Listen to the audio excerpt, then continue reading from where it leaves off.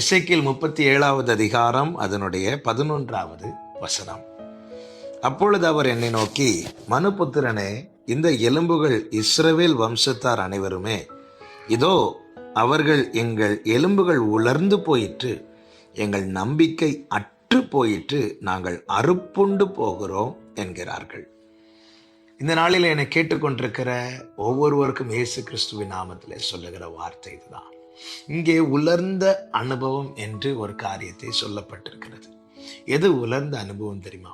நம்பிக்கை அற்ற நிலை. ஒரு காலத்தில் நாம் நம்பிக்கை இல்லாதவர்களாய் தான் இருந்தோம். தேவன் யாரென்று தெரியாமல் இருந்தோம்.